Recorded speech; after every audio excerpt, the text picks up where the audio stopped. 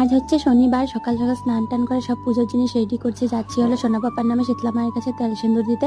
একটা শর্টসের মাধ্যমে তোমাদেরকে শেয়ার করেছিলাম সোনার পক্স হয়েছিল, তো আজকে হলো পুরো 7 দিন সোনাকে নিম পাতা দিয়ে ভালো করে স্নান টান করিয়ে এখন যাচ্ছি। মায়ের আশীর্বাদে সোনা পাপা খুব জলদি ঠিক হয়ে গেছে। তো এই যে মন্দিরে এসেও পড়লাম, এটা হলো স্টেশনের সামনে মন্দিরটা। তো এসে সোনাকে নিয়ে ঘন্টিটা বাজিয়ে নিলাম।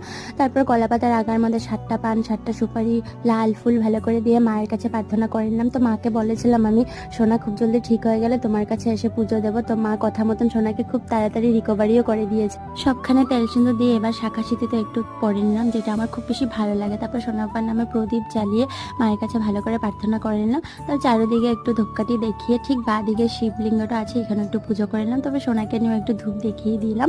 এই যে পুজো করা কমপ্লিট, খুব সুন্দরভাবে পুজোটা হয়ে গেছে। তারপর নিয়ে নিলাম প্রসাদ। সোনার পাপা আবার যাবে ট্রেনিং শিলচরে। এখন চলে যাচ্ছে রুমে। আর সোনা দেখো ক্যামেরা দেখে দেখে কি বলার চেষ্টা করছে। তো চলো আজকের মতো এখানে টাটা।